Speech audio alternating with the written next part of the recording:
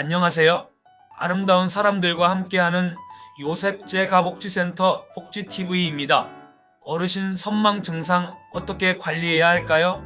보호자와 돌봄 종사자를 위한 선망 관리 안내서. 어르신을 돌보다 보면 어느 날 갑자기 전과 다른 모습을 보이실 때가 있습니다. 분명 어제까지만 해도 대화가 가능하셨는데 오늘은 엉뚱한 말씀을 하시고 밤새 잠을 못 이루시거나 갑자기 화를 내시기도 합니다. 보호자 입장에서는 치매가 갑자기 심해진 건 아닐까요? 내가 뭘 잘못한 건 아닐까 하는 걱정이 앞서게 됩니다. 이럴 때 의심해 볼 수 있는 것이 바로 선망 증상입니다. 1. 선망이란 무엇인가요? 선망은 갑자기 발생하는 의식과 인지, 기능의 혼란 상태를 말합니다. 치매처럼 서서히 진행되는 질환과는 달리 선망은 짧은 시간 안에 급격히 나타났다가 호전되기도 하는 것이 특징입니다. 특히 하루 중에도 증상의 기복이 크고 밤 시간에 심해지는 경우가 많아 보호자와 돌봄 종사자분들을 더욱 힘들게 합니다.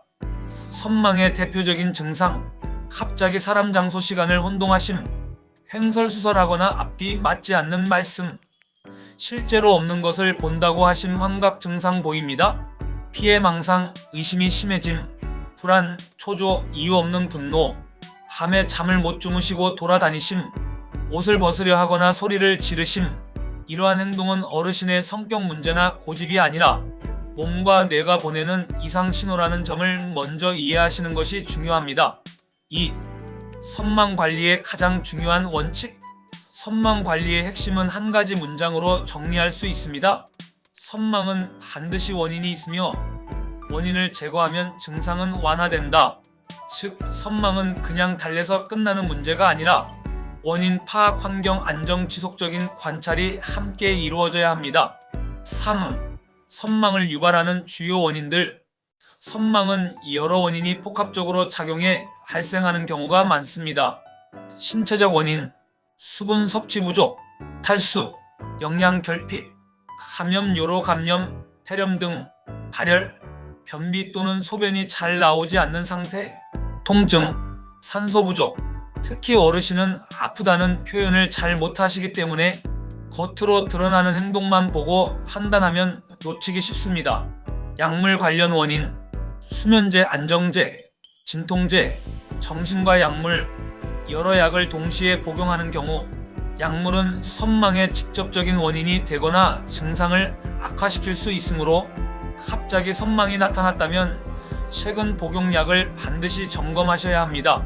환경적 원인, 병원 입원, 시설 입소 등 낯선 환경, 보호자 또는 요양보호사 변경, 밤낮 구분이 어려운 조명, TV 소리, 주변 소음, 갑작스러운 생활 패턴 변화. 환경 변화는 어르신에게 생각보다 큰 스트레스로 작용합니다. 4. 선망 관리 방법, 약보다 중요한 비약물적 관리. 선망은 약보다 환경과 대응이 더 중요합니다. 안정적인 환경 만들기, 낮에는 햇빛이 들어오도록 하고 밤에는 조명을 어둡게 유지, TV, 라디오 소리는 최소화, 가족 사진, 익숙한 이불이나 베개 배치, 벽에 큰 시계와 달력 부착. 어르신이 지금이 언제이고 여기가 어디인지 인식할 수 있도록 도와주는 것이 핵심입니다. 어르신과 대화할 때의 원칙. 선망 상태의 어르신께는 논리적인 설득이 통하지 않습니다. 그건 아니에요. 왜 그런 말씀을 하세요? 아까도 설명했잖아요. 이런 말은 오히려 불안과 분노를 키울 수 있습니다. 짧고 단순한 문장, 부드럽고 낮은 목소리, 감정에 먼저 공감. 많이 불안하셨군요. 제가 옆에 있습니다. 괜찮습니다. 지금은 안전합니다. 밤 시간 선망 관리. 낮에는 가벼운 활동으로 생활 리듬 유지. 낮잠은 30분 이내로 제한. 밤에 너무 밝은 불은 피하기. 갑작스러운 수면제 사용은 피하고 반드시 의료진과 상의. 밤에 심해지는 선망은 보호자분들을 가장 지치게 만드는 부분이지만 생활 리듬을 잡아주는 것이 장기적으로 가장 효과적입니다. 위험 행동 예방, 침대 주변 정리 및 미끄럼 방지, 억제대 사용은 최후의 수단, 문 단속은 하되 폐쇄감을 주지 않도록 주의, 혼자 두는 시간 최소화, 5. 약물 치료는 언제 필요한가요? 다음과 같은 경우에는 의료진의 판단 하에 약물 치료가 필요할 수 있습니다.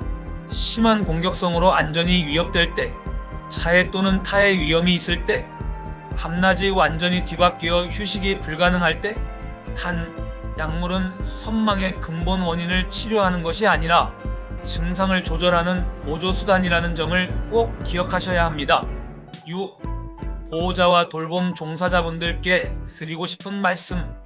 선망을 겪는 어르신을 돌보는 과정은 육체적으로도 정신적으로도 매우 힘이 듭니다. 그러나 한 가지는 꼭 기억해 주셨으면 합니다. 선망은 어르신의 고의적인 행동이 아닙니다. 혼내거나 다그친다고 좋아지지 않습니다. 안정과 이해가 가장 큰 치료입니다.